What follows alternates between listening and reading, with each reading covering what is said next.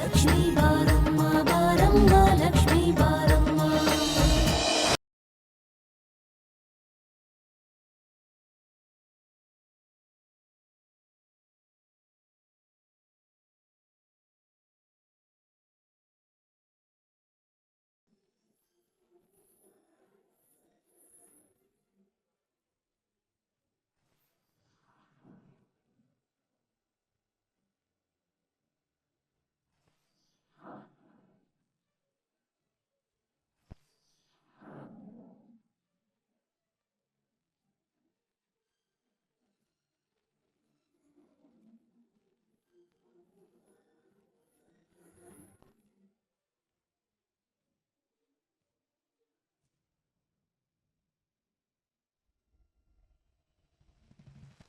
ಚಿನ್ನು, ನೀರು ಯಾರಕ್ಕೆ ತಗೊಂಡೋಗ್ತಾ ಇದೆಯಾ?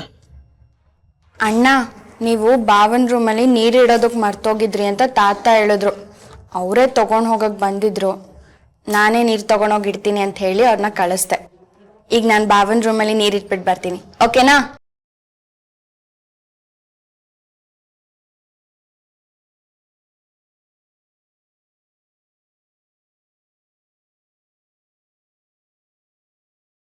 ಈಗ ನಾನು ಬಾವನ್ ರೂಮಲ್ಲಿ ನೀರು ಇಟ್ಬಿಟ್ಟು ಬರ್ತೀನಿ, ಓಕೆನಾ?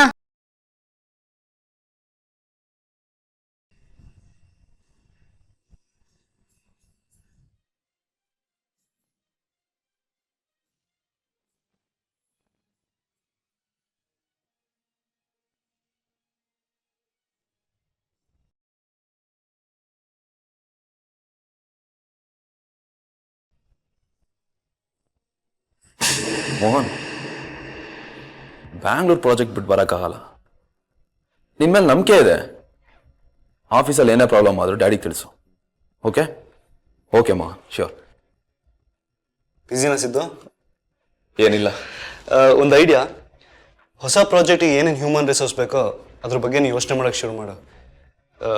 ನಾನು ನನ್ನ ಕಂಪ್ನಿ ಜವಾಬ್ದಾರಿನೆಲ್ಲ ಕುಮ್ದತ್ತೆ ಮತ್ತು ರಂಜಿತ್ಗೆ ವಹಿಸ್ಬಿಡ್ತೀನಿ. ಸಣ್ಣ ಪುಟ್ಟ ಪ್ರಾಬ್ಲಮ್ಸ್ ಇದೆ, ಅದನ್ನೆಲ್ಲ ಸೆಟ್ರೇಟ್ ಮಾಡಿ ನಾನೇ ನಿನ್ನ ಜೊತೆ ಜಾಯ್ನ್ ಆಗ್ತೀನಿ. ಪರವಾಗಿಲ್ಲ ಚಂದು, ಹೇಗಿದ್ರು ನಿನ್ನ ಆಫೀಸ್ಗೆ ಹೋಗ್ತಿದ್ಯಲ್ಲ, ನಾನು ನಿನ್ನ ಜೊತೆ ಬರ್ತೀನಿ. ನನಗೂ ನಿನ್ನ ಕಂಪ್ನಿನ ಪರಿಚಯ ಆದಂಗೆ ಆಗುತ್ತೆ.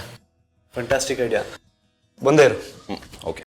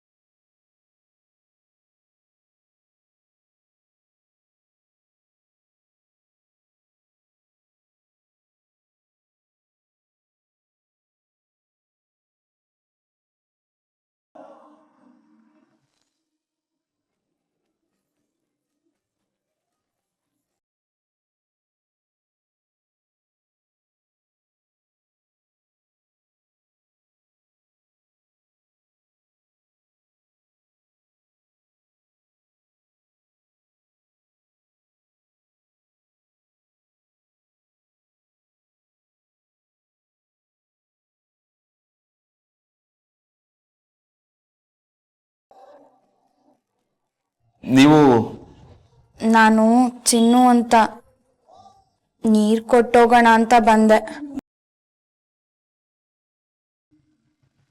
ಚಿನ್ನು ಅಂದ್ರೆ ನೀವೇನಾ ಅಮ್ಮನ ಆಸ್ಪತ್ರೆಗೆ ಸೇರಿಸಿದವರು? ಹೌದು, ನಾನೇಯ. ನಿಮಗೆ ಎಷ್ಟು ಥ್ಯಾಂಕ್ಸ್ ಹೇಳಬೇಕು ಅಂತಾನೆ ಗೊತ್ತಾಗ್ತಾ ಇಲ್ಲ. It is okay. ನೀವು ನನ್ನ ಹೋಗಿ ಬನ್ನಿ ಅನ್ಬಾರ್ದು. ನಾನು ನಿಮ್ಗೂ ಚಿಕ್ಕವಳು. ನೀವು ಯಾರು ಅಂತ ನನಗೆ ಗೊತ್ತು.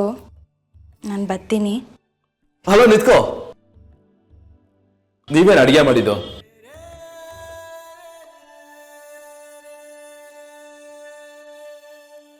ಅಷ್ಟು ಚೆನ್ನಾಗಿರೋ ಊಟ ಮಾಡಿ ಎಷ್ಟೋ ವರ್ಷನೇ ಆಯ್ತು.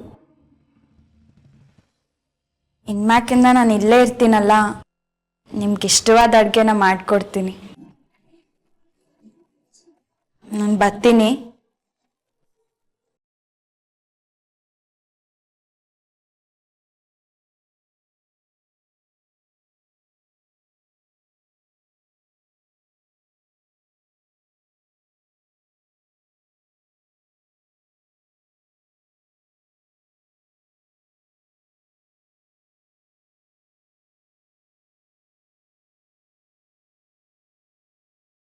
ಚಿನ್ನು, ನೀರಿಟ್ಟು ಬರೋದಕ್ಕೆ ಇಷ್ಟೊತ್ತ? ಅವರು ಮಾತಾಡ್ಸ್ತಿದ್ರು, ಅದಕ್ಕೆ. ಅವರು ಅಂದರೆ? ಅವರು ಅಂದರೆ ಇನ್ಯಾರು, ಭಾವ. ಅಣ್ಣ, ಅವ್ರಿಗೆ ನಾನು ಮಾಡಿದ ಅಡುಗೆ ತುಂಬ ಇಷ್ಟ ಆಯ್ತಂತೆ. ರಾತ್ರಿನೂ ನೀನೇ ಅಡುಗೆ ಮಾಡ್ತೀಯ ಅಂತ ಕೇಳಿದ್ರು. ನಾನು ಹ್ಞೂ ಅಂದೆ. ಅಣ್ಣ, ಭಾವ ನೋಡೋಕೆ ಎಷ್ಟು ಚೆಂದಾಗವ್ರಲ್ಲ. ಗೊಂಬೆ ಅಕ್ಕಂಗೆ ಹೇಳಿ ಮಾಡಿಸಿದ್ ರಾಜ್ಕುಮಾರ. ಪಾಪದ ಹುಡುಗಿ ಸಿದ್ಧಾರ್ಥ ಅವ್ರನ್ನ ನೋಡಿ ಚಂದನ್ ಅಂತ ತಪ್ಪು ತಿಳ್ಕೊಂಡಿದ್ದಾಳೆ. ಅಣ್ಣ, ನಿನ್ಗೇನಾಗದೆ? ಪ್ರಶ್ನೆ ಮಾತ್ರ ಕೇಳ್ತ್ಯಾ, ಉತ್ತರ ಹೇಳಿದ್ರೆ ಕೇಳಿಸ್ಕೊಳ್ಳೋದೇ ಇಲ್ಲ. ನಂಗೆ ಗೊತ್ತು ನಿನ್ಗೇನೋ ಆಗದೆ, ಆದ್ರೆ ನನಗೆ ಮಾತ್ರ ಹೇಳಲ್ಲ ಅಲ್ಲ. ನಾನು ಸತ್ಯ ಹೇಳಿದ್ರೆ ಅದನ್ನು ತಡ್ಕೊಳ್ಳೋ ಶಕ್ತಿ ಯಾರಿಗೂ ಇಲ್ಲ. ಅದಕ್ಕೆ ಮಾತಾಡದೆ ಮೌನಕ್ಕೆ ಶರಣಾಗಿದ್ದೀನಿ. ಯಾಕಣ್ಣ, ಹುಷಾರಿಲ್ವಾ?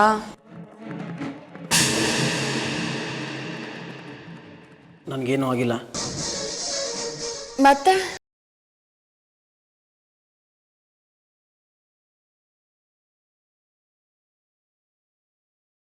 ರಾಮಣ್ಣಂಗೆ ಏನಾಯ್ತು ಅಂತಾನೆ ಗೊತ್ತಾಗ್ತಿಲ್ವಲ್ಲ.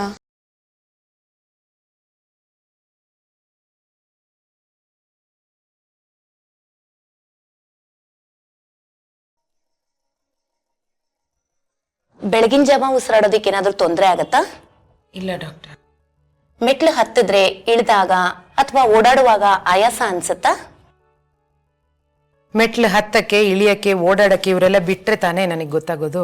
ಒಳ್ಳೇದೇ ಆಯ್ತು. ಈ ಹಳೆ ಮಾತ್ರೆಗಳನ್ನೆಲ್ಲ ಬಿಟ್ಬಿಡ್ತೀನಿ. ಇನ್ ಮುಂದೆ ಹೊಸ ಪ್ರಿಸ್ಕ್ರಿಪ್ಷನ್ ಬರ್ಕೊಡ್ತೀನಿ, ಅದನ್ನ ಫಾಲೋ ಅಪ್ ಮಾಡಿ. ಪಾರ್ವತಿ, ನೀವಿನ್ನೂ ಒಂದ್ ಸ್ವಲ್ಪ ದಿನ ಬೆಡ್ ರೆಸ್ಟ್ ಅಲ್ಲೇ ಇರ್ಬೇಕಾಗತ್ತೆ. ಚಂದನ್, ನಿಮ್ ತಾಯಿ ಟ್ರೀಟ್ಮೆಂಟ್ಗೆ ತುಂಬಾ ಚೆನ್ನಾಗಿ ರೆಸ್ಪಾಂಡ್ ಮಾಡ್ತಾ ಇದ್ದಾರೆ, ಅದನ್ನೇ ಕಂಟಿನ್ಯೂ ಮಾಡಿ. Okay? Okay madam.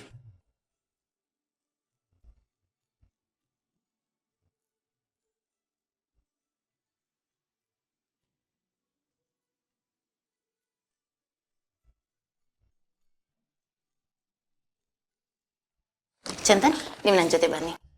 Take care.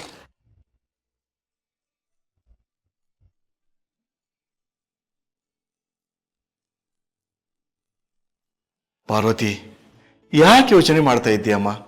Doctor ಹೇಳಿದಾರಲ್ಲ, ನಿನ್ನ ದೇಹ ಪರಿಸ್ಥಿತಿ ಸುಧಾರಿಸ್ತಾ ಇದೆ, ಟ್ರೀಟ್ಮೆಂಟ್ಗೆ ಚೆನ್ನಾಗಿ ರೆಸ್ಪಾಂಡ್ ಮಾಡ್ತಾ ಇದೆ ಅಂತ ಹೇಳಿದಾರಲ್ಲ, ಯಾಕೆ ಯೋಚನೆ ಮಾಡ್ತಾ ಇದ್ದೀಯಾ? ಅಪ್ಪ, ಅದಕ್ಕೆ ಯಾಕೆ ಬೇಜಾರಾಗಿದ್ದಾರೆ ಅಂತ ನನಗೆ ಚೆನ್ನಾಗಿ ಗೊತ್ತು. ಡಾಕ್ಟ್ರು ಇನ್ನೂ ಸ್ವಲ್ಪ ದಿನ ಬೆಡ್ ರೆಸ್ಟ್ ಮಾಡಿ ಅಂತ ಹೇಳಿದ್ರಲ್ವಾ, ಅದಕ್ಕೆ ಬೇಜಾರಾಗಿದ್ದಾರೆ ಅಲ್ವಾ? ಅದಕ್ಕೆ ಯಾಕೆ ಬೇಸರ ಮಾಡ್ಕೋತಾ ಇದೀಯಾ ಪಾರ್ವತಿ?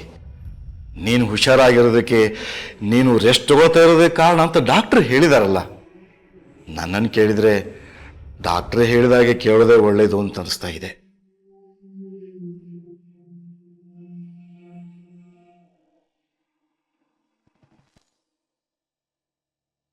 ಚಂದನ್, ನಿಮ್ ತಾಯಿ ಸುಧಾರಿಸ್ಕೋತಿದ್ದಾರೆ, ಇದು ತುಂಬಾ ಸಂತೋಷದ ವಿಷಯ. ಆದ್ರೆ ನಾನೊಂದು ಮಾತು ನಿಮ್ಗೆ ಹೇಳಲೇಬೇಕು. ನಾನು ಅವ್ರನ್ನ ತುಂಬಾ ವರ್ಷಗಳಿಂದ ಗಮನಿಸ್ತಾ ಇದ್ದೀನಿ. She is very emotional. ಒಂದ್ ಸಣ್ಣ ವಿಚಾರನೂ ಅವ್ರು ತುಂಬಾ ಗಂಭೀರವಾಗಿ ತಗೋತಾರೆ. ಹೌದು ಮೇಡಮ್, ಸರಿ ಹೇಳ್ತಿದ್ದೀರಾ. ನಾನು ಅದನ್ನ ಗಮನಿಸಿದ್ದೀನಿ. ಅವ್ರಿಗೆ ಯಾವಾಗ ಅಸ್ತಮಾ ಅಟ್ಯಾಕ್ ಆಗಿದೆಯೋ ಅದ್ರ ಹಿಂದೆ ಎಮೋಷನಲ್ ಡಿಸ್ಟರ್ಬೆನ್ಸಸ್ ಇದೆ. ಅವ್ರ ಮನ್ಸಿಗೆ ಆಗದೆ ಇರೋ ಯಾವ್ದಾದ್ರೂ ಕೆಲಸ ನಡೆದ್ರೆ, ದುಃಖ ಆಗ್ಲಿ, ಸಂತೋಷ ಆಗ್ಲಿ, ಅವ್ರು ತುಂಬಾ ಭಾವಕರಾದಾಗೆಲ್ಲ ಈ ರೀತಿ ಅಸ್ತಮಾ ಅಟ್ಯಾಕ್ ಆಗಿರೋದನ್ನ ನಾನು ಗಮನಿಸಿದ್ದೀನಿ. ಅವ್ರ ಮನ್ಸು ತೀರಾ ಒತ್ತಡಕ್ಕೊಳಗಾದಾಗ್ಲೂ ಈ ರೀತಿ ಆಗಿರೋದನ್ನ ನಾನು ನೋಡಿದ್ದೀನಿ. ಸೊ ನೀವು ಮುಂದೆ ಈ ರೀತಿ ಆಗದೆ ಇರೋ ತರ ಎಚ್ಚರ ವಹಿಸ್ಬೇಕು. ಸರಿ ಮೇಡಮ್, ಗ್ಯಾರಂಟಿ ನೀವು ಹೇಳಿದ್ದನ್ನೆಲ್ಲ ಫಾಲೋ ಮಾಡ್ತೀನಿ. ಓಕೆ ದೆನ್, ನಾನು ಬರ್ತೀನಿ. Take care of her. Thanks ಎಲ್ಲ. ಡಾಕ್ಟರ್ ಹೇಳ್ದಾಗೆ ಅಮ್ಮನಿಗೆ ಪ್ರತಿ ಸಲ ಅಸ್ತಮಾ ಅಟ್ಯಾಕ್ ಆದಾಗ್ಲೂ ಅದ್ರ ಹಿಂದೆ ದುಃಖ ಅಥವಾ ಸಂತೋಷ ಏನಾದ್ರೂ ಇದ್ದೇ ಇರ್ತಿತ್ತು. ಅಂದ್ರೆ ಈ ಸಲ ಅಟ್ಯಾಕ್ ಆದಾಗ ಅಮ್ಮ ಎಂಗೇಜ್ಮೆಂಟ್ ಹಾಲ್ನಿಂದ ಹೊರಗೆ ಬಂದಿದ್ರು. ಅಂದ್ರೆ ಎಂಗೇಜ್ಮೆಂಟ್ ಹಾಲ್ನಲ್ಲಿ ಏನೋ ನಡೆದಿದೆ. ಅಮ್ಮನಿಗೆ ಸಂತೋಷ ಆಗದಿದ್ರೆ ಅಲ್ಲೇ ಉಳಿದಿರ್ತಿದ್ರು. ಬಟ್ ಹೊರಗೆ ಬಂದಿದ್ದಾರೆ ಅಂದ್ರೆ ಏನೋ ನಡೆದಿದೆ. ಯಾರೋ ಆಡಬಾರ್ದು ಮಾತನ್ನ ಆಡಿರಬಹುದು. ಅವತ್ತು ಹಾಸ್ಪಿಟಲ್ನಲ್ಲಿ ಇದ್ರ ಬಗ್ಗೆ ಎಲ್ಲರನ್ನೂ ವಿಚಾರಿಸಿದೆ, ಆದರೆ ಯಾರೂ ಸರಿಯಾಗಿ ಉತ್ತರ ಕೊಡ್ಲಿಲ್ಲ. ಏನೋ ಆಗಿದೆ. ಮೊದಲು ಅಮ್ಮ ಚೇತರಿಸ್ಕೊಳ್ಳಿ, ಆಮೇಲೆ ವಿಚಾರಿಸಿದ್ರಾಯ್ತು.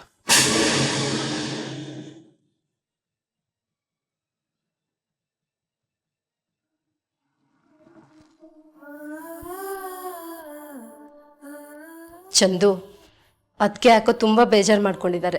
ಯಾರು ಮಾತಾಡ್ಸಿದ್ರು ಮಾತಾಡ್ತಾನೆ ಇಲ್ಲ. ಯಾಕಮ್ಮ, ಏನಾಯ್ತು? ಅಲ್ಲ, ಬೇಜಾರು ಮಾಡ್ಕೊಳ್ಳೋ ಅಂಥದ್ದು ಏನಾಗಿದೆ?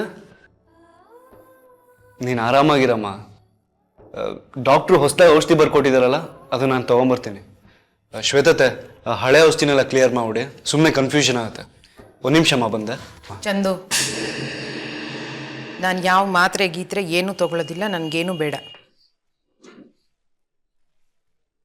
ಯಾಕಮ್ಮ ಹುಡುಗಾಟ ಆಡ್ತಿದ್ಯಾ ನನ್ನ ಜೊತೆ? ಮಾತ್ರೆ ತಗೊಳ್ಳಲ್ಲ ಅಂದ್ರೆ ಏನರ್ಥ? ಡಾಕ್ಟ್ರು ಇವಾಗ ತಾನೇ ಹೇಳಿದ್ರು ತಾನೆ ಹೊಸ ಮಾತ್ರೆ ತಗೋಬೇಕು ಅಂತ. ಮಾತ್ರೆ ತಗೊಳ್ಳದೇ ಇರೋದಕ್ಕೆ ಕಾರಣ ಇರಬೇಕು. ನೋಡ್ ಚಂದು, ನಾನು ನಿನ್ನ ಜೊತೆ ಹುಡುಗಾಟನೂ ಆಡ್ತಾ ಇಲ್ಲ, ತಮಾಷೆನೂ ಮಾಡ್ತಾ ಇಲ್ಲ. ನಾನು ಮಾತ್ರೆ ತಗೊಳ್ಳಲ್ಲ ಅಂತ ಹೇಳೋದಕ್ಕೆ ನನ್ನದೇ ಆದ ಕಾರಣ ಇದೆ. ಸರಿ, ಏನು ಅಂತ ಹೇಳು. ನೋಡ್ ಚಂದು, ಈ ಡಾಕ್ಟ್ರು 4 ವರ್ಷ 7 ತಿಂಗಳಿಂದ ನನ್ನ ನೋಡ್ತಾ ಇದ್ದಾರೆ. ಪ್ರತಿ ಸಲ ಬಂದಾಗ್ಲೂ ಹಳೆ ಮಾತ್ರೆ ಎಲ್ಲ ಬಿಸಾಕಿನ್ಬಿಟ್ಟು ಹೊಸ ಮಾತ್ರೆ ಬರ್ಕೊಡ್ತಾ ಇದ್ದಾರೆ. ರೆಸ್ಟ್ ತಗೊಳ್ಳಿ ಅಂತಾರೆ. ನಾನು ಬರೀ ಮಾತ್ರೆ ನುಂಗಿ ರೆಸ್ಟ್ ತಗೊಂಡಿದ್ದೆ ಆಯ್ತು ಹೊರತು ಏನು ವ್ಯತ್ಯಾಸನೂ ಕಂಡಿಲ್ಲ. ಈ ಸಲ ಬಂದಾಗ ಮಾತ್ರ ನನ್ನ ಪರಿಸ್ಥಿತಿ ಸುಧಾರಿಸಿದೆ ಅಂತ ಹೇಳಿದ್ರು. ಸರಿ, ಹಾಗಿದ್ರೆ ಆರೋಗ್ಯ ಸುಧಾರಿಸಿದೆ ಅಂದ್ರೆ ಡಾಕ್ಟರ್ ಹೇಳ್ದಾಗ ಕೇಳ್ಬೇಕು ತಾನೆ? ನನ್ನ ಆರೋಗ್ಯ ಸುಧಾರಿಸೋದಕ್ಕೆ ಕಾರಣ ಇವ್ರ ಮಾತ್ರೆಗಳೇನಲ್ಲ. ಮತ್ತೆ ಇನ್ಯಾವ ಕಾರಣಕ್ಕೆ? ನಮ್ಮ ಮನೆಗೆ ಚಿನ್ನು ಬಂದಿರೋ ಕಾರಣಕ್ಕೆ.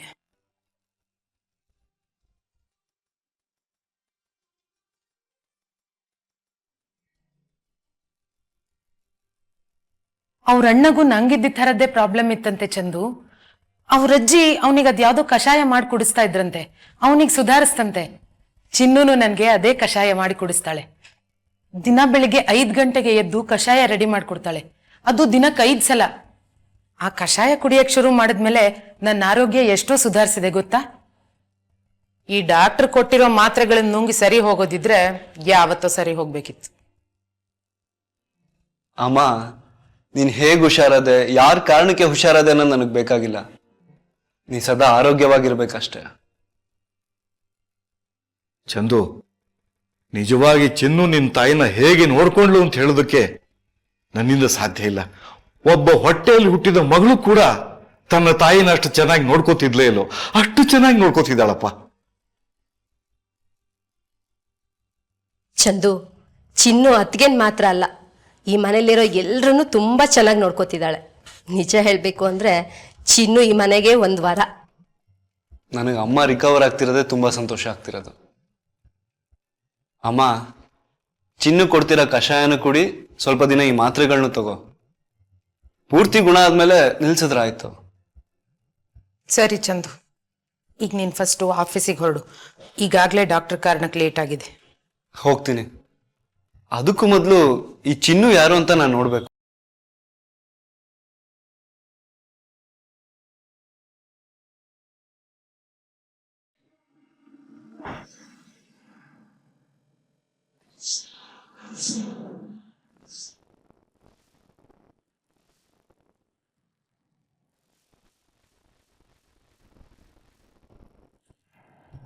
ಆ ಪಾಪ್ಕೇಡಿ ಹುಡುಗಿ ಲಕ್ಷ್ಮಿಗೆ ಶ್ರುತಿನೇ ಚಂದನ್ನ ಮದುವೆ ಆಗ್ತಾ ಇರೋ ಹುಡುಗ ಅಂತ ಗೊತ್ತಾದ್ರೆ ಅವಳು ಜೀವ ಸಹಿತ ಇರ್ತಾಳ?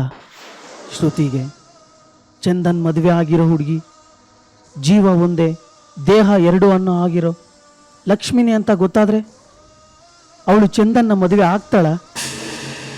ಚಂದನ್ಗೆ ನಾನು ತಾಳಿ ಕಟ್ಟಿದ ಹುಡುಗಿನೇ ಅವನ ತಾಯಿ ಜೀವ ಉಳಿಸಿದ್ದು ಅಂತ ಗೊತ್ತಾದ್ರೆ ಅವನು ಏನು ಮಾಡಬಹುದು? 3 ಜನರ ಜೀವನ ಮೂರಾಬಟ್ಟೆ ಆಗೋಗುತ್ತಲ್ಲ ದೇವ್ರೆ. ಹಣೆ ಬರಹ ಬರೆಯೋ ದೇವರಿಗೆ ಕರುಣೆ ಅನ್ನೋದೇ ಇಲ್ವಾ? ಏನಾಗ್ಬೋದು ಅಂತ ನೆನಪು ಮಾಡಿಕೊಂಡ್ರೆ ಭಯ ಆಗುತ್ತಲ್ಲಪ್ಪ ದೇವ್ರೆ. ಕಾಲಿಗೆ ಹಾವು ಸುತ್ಕೊಂಡಿರೋ ಮನುಷ್ಯನ ಎದುರುಗಡೆ ಹಸಿದ ಹುಲಿ ಬಂದು ನಿಂತಂಗಾಯ್ತಲ್ಲ. ಬಲಗಣ್ಣು ಬೇಕಾ ಎಡಗಣ್ಣು ಬೇಕಾ ಅಂತ ಪ್ರಶ್ನೆ ಮಾಡಿ ಕೇಳಿದ್ರೆ ಏನು ಉತ್ತರ ಹೇಳೋದು?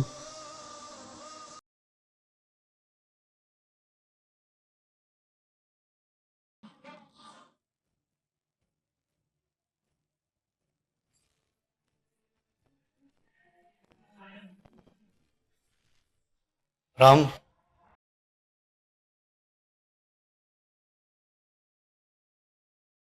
ರಾಮು, ರಾಮು, ಚಿನ್ನು, ಬಂದೆ ಚಿಕ್ಕಿ ಅಕ್ಕ.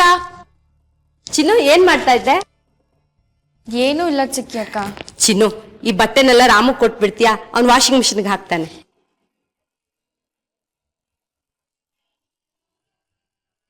ಚಿನ್ನು, ಒಂದ್ ನಿಮಿಷ.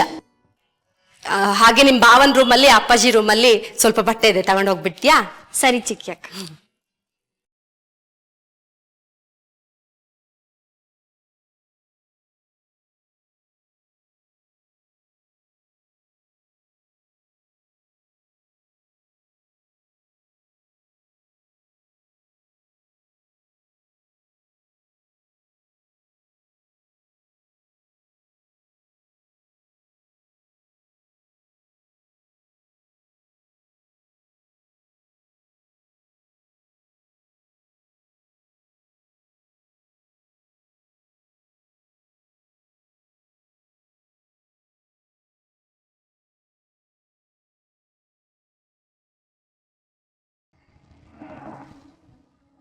ರೂಮ್ ಒಳಗೆ ಬಂದ್ಮೇಲೆ ಯಾಕೇನೇನೋ ಅನ್ನಿಸ್ತಿದ್ಯಲ್ಲ, ಏನೋ ಒಂಥರ ಸಮಾಧಾನ. ರಾಮ್, ನಾನು ನಿನ್ನನ್ನು ಕೇಳ್ತಾನೆ ಇದ್ದೀನಿ ಚಿನ್ನು ಎಲ್ಲಿ ಅಂತ. ಸರಿಯಾಗಿ ಉತ್ತರನೇ ಹೇಳ್ತಿಲ್ವಲ್ಲ. ನಾನು ನಿನ್ನ ಪ್ರಶ್ನೆಗೆ ಸರಿಯಾಗಿ ಉತ್ತರನೇ ಹೇಳ್ತಾ ಇದ್ದೀನಿ, ನೀನೇ ಸರಿಯಾಗಿ ಕೇಳಿಸ್ಕೊಂತಿಲ್ಲ. ಮನೇಲೇ ಇದ್ದಾಳೆ, ಮನೇಲೇ ಇದ್ದಾಳೆ, ಮನೇಲೇ ಇದ್ದಾಳೆ ಅಂತ ಹೇಳ್ತಾನೆ ಇದ್ಯಾ. ನಾನು ನಿನ್ ಮಾತು ಕೇಳ್ಕೊಂಡು ಮನೆಯೆಲ್ಲ 3 ಸರಿ ಹುಡುಕಿದ್ದೀನಿ, ಎಲ್ಲೂ ಸಿಗ್ಲಿಲ್ಲ. ಅವಳೆ ನನ್ನ ಜೊತೆ ಕಣ್ಣ ಮುಚ್ಚಲೆ ಆಟನ ಆಡ್ತೀಯಾಳೆ. ನಿನ್ಗೆ ಗೊತ್ತಲ್ವಾ ರಾಮ್, ನನ್ಗೆ ಎಷ್ಟು ಕೆಲ್ಸಗಳಿದೆ ಅಂತ. ಆಫೀಸಿಗೆ ಬೇರೆ ಅರ್ಜೆಂಟಾಗಿ ಹೋಗ್ಬೇಕು. ಅದಕ್ಕಿಂತ ಮುಂಚೆ ಒಂದ್ಸರಿ ಸಿಕ್ಕಿ ಟ್ಯಾಂಕ್ಸ್ ಹೇಳೋಣ ಅಂದ್ರೆ ಅವಳ ಕೈಗೆ ಸಿಗ್ತಾ ಇಲ್ಲ. ಚಿನ್ನು ಈ ಮನೇಲಿ ಎಲ್ಲ ಕೆಲಸಕ್ಕೂ ಕೈ ಹಾಕ್ತಾಳೆ. 1 ನಿಮಿಷ ಇಲ್ಲಿರ್ತಾಳೆ, ಇನ್ನೊಂದು ನಿಮಿಷ ಇನ್ನೆಲ್ಲೋ ಇರ್ತಾಳೆ. ಪಾದರಸದ ಥರ ಓಡಾಡ್ತಾ ಇರ್ತಾಳೆ. ಸಿಗ್ತಾಳೆ, ಸಿಗದೆ ಎಲ್ಲೋಗ್ತಾಳೆ. ಅಷ್ಟಕ್ಕೂ ನೀನು ಯಾಕೆ ಟೆನ್ಷನ್ ಮಾಡ್ಕೊಂತೀಯ ಚಂದನ್? ಟೆನ್ಷನ್ ಅಲ್ಲ ರಾಮ್, ಆಶ್ಚರ್ಯ ಆಗ್ತಿದೆ. ನಾವಿಬ್ರು ಒಂದೇ ಮನೇಲಿದ್ರು ಸಿಗ್ಲಿಲ್ಲ ಅಂದ್ರೆ? ಸಿಗ್ತಾಳೆ ಬಿಡು ಅನ್ನಲ್ಲ. ರಾಮ್, ಯಾಕೊಂಥರ ಇದೆಯಾ? ಏನಿಲ್ಲ, ಸ್ವಲ್ಪ ತಲೆ ಸಿಡಿದಿದೆ ಅಷ್ಟೇ. ಜ್ವರ ಏನಾದ್ರು ಬಂದಿದ್ಯಾ? ನನಗೇನು ಆಗಿಲ್ಲ ಅಂತ ಹೇಳಿದ್ನಲ್ಲ ಚಂದನ್. ನನ್ನ ರೂಮ್ನಲ್ಲಿ ಮಾತ್ರ ಇದೆ, ಕೊಡ್ತೀನಿ. ಅದನ್ನ ತಗೊಂಡು ಸ್ವಲ್ಪ ಹೊತ್ತು ಮಲ್ಕೋ, ಎಲ್ಲ ಸರಿ ಹೋಗುತ್ತೆ. ಏನು ಬೇಡ ಅನ್ನಲ್ಲ ಮಾರಾಯ, ಸ್ವಲ್ಪ ಸ್ಟ್ರಾಂಗ್ ಕಾಫಿ ಕುಡಿದ್ಬಿಟ್ರೆ ಎಲ್ಲ ಸರಿ ಹೋಗ್ಬಿಡುತ್ತೆ. ಮನೆ ತುಂಬ ಕೆಲಸ ಇದೆ, ಈಗ ಮಲಗ್ಬಿಟ್ರೆ ಅಷ್ಟೇ. ಮೇಲೆ ನಿನಗೆ ಆಫೀಸ್ಗೆ ಟೈಮ್ ಆಗಿದೆ, ಮೊದಲು ಹೊರಡು. ಚಿನ್ನು ಸಿಗ್ತಾಳೆ. ಈಗ ನೀನು ಆಫೀಸ್ಗೆ ಹೊರಡು, ಸಂಜೆ ಬಂದ್ಮೇಲೆ ಸಿಕ್ಕೇ ಸಿಗ್ತಾಳಲ್ಲ. ಫೈನ್, ಬಾಯ್.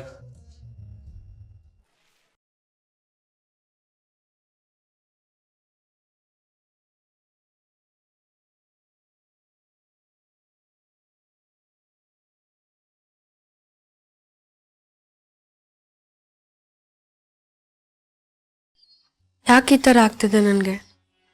ಏನೋ ಒಂಥರ ಅನ್ನಿಸ್ತಿದ್ಯಲ್ಲ. ಅಕ್ಕ ಇರಬೇಕಾಗಿರೋ ರೂಮ್ ಇದು, ಆದರೆ ನಂದೇ ಅನ್ನಿಸ್ತಿದೆ. ಇಲ್ಲೇ ಇದ್ಬಿಡವ ಅನ್ನಿಸ್ತಿದೆ.